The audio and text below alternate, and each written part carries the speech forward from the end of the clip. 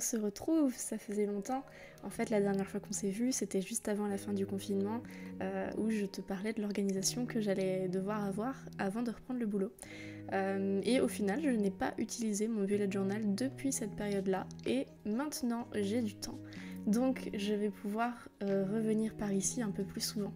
Au final, comme je te disais, j'ai pas utilisé mon bullet journal, j'ai juste fait quelques pages que j'ai pas du tout utilisées, tu vois, le cercle lunaire n'a pas avancé, j'ai quelques notes sur un travail que j'ai fait, mais c'est tout. Donc on va reprendre les choses sérieuses ensemble et sur cette double page.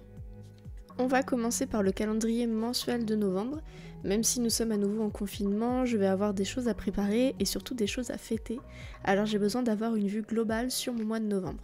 Pour ça, j'ai préparé des rectangles de 2 couleurs, noir et craft, qui vont représenter chaque jour du mois. Ça m'est déjà arrivé d'utiliser cette technique pour le calendrier, mais avec des carrés, et je trouve que c'est pas un format pratique pour noter les heures et les dates des rendez-vous par exemple. Donc les rectangles sont plus appropriés. J'ai pas compté le nombre qu'il me fallait, j'ai juste découpé plein de rectangles pour être plus libre dans leur disposition, et s'il en reste, je trouverai bien quelque chose à en faire plus tard. J'ai choisi noir et craft parce que j'ai envie de rester dans cet esprit d'automne avec des couleurs assez sombres et assez chaudes, mais si tu veux utiliser d'autres couleurs, tu es libre de faire ce que tu veux.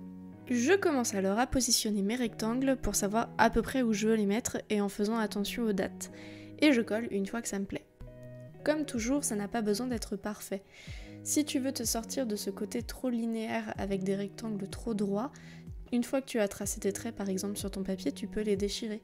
Comme ça va t'apporter un peu de vibrance sur tes rectangles et tu vas avoir du rythme sur ton papier quand tu vas coller tous tes rectangles ensemble. Le but, c'est que tu puisses noter tes dates et tes rendez-vous.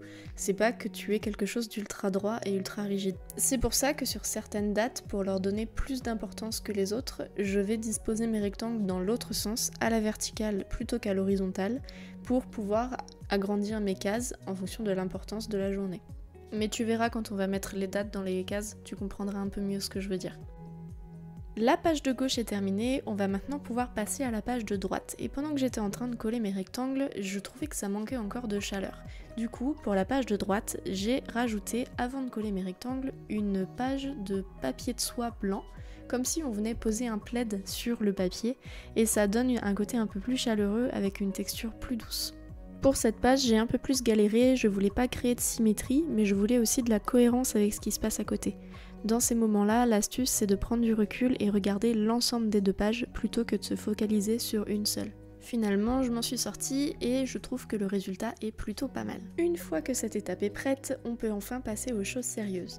Je découpe rapidement le quelques papiers de soie qui dépassent autour de la page et il est enfin temps d'inscrire les dates sur les petits rectangles. Mais avant ça, je viens remplir les vides avec de la peinture. J'utilise de l'aquarelle que j'ai fait moi-même, je te mets les détails dans la barre d'infos si jamais ça t'intéresse. J'ai choisi la couleur ardoise bretonne pour son aspect clair et doux. Ça vient bien habiller la page, je trouve. Je m'en fiche si ça dépasse, l'important c'est d'apporter de la vie et du caractère à cette double page de novembre. Je note les dates dans chaque case avec un gros gâteau pour le jour de mon anniversaire, et sans oublier le fameux 31 novembre.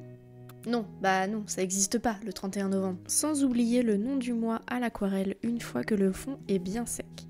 J'ai utilisé une couleur chaude pour rester dans les teintes automnales. Une fois les rendez-vous notés, j'attends que ça sèche et je peux passer aux pages suivantes.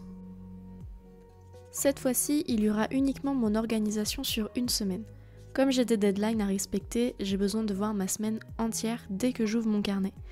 Donc je note simplement les jours à l'aquarelle, mes rendez-vous et les tâches globales que j'ai à faire et c'est tout. Je me rajoute pas de trucs en plus, sinon rien de tel pour se mettre la pression. Pour la déco, je fais rien de bien fou, juste un peu de masking tape histoire de voir les rendez-vous de loin et pouvoir m'assurer si j'ai des trucs importants à faire dans une journée ou pas. Par exemple, le jour de mon anniversaire, faire un gros gâteau, je pense que c'est très important. Et sinon, je ne fais rien de plus, je note juste quelques tâches que j'ai à faire, mais sans m'en rajouter des tonnes, et c'est tout. J'espère que cette vidéo de retour t'aura plu, et je te dis à la prochaine.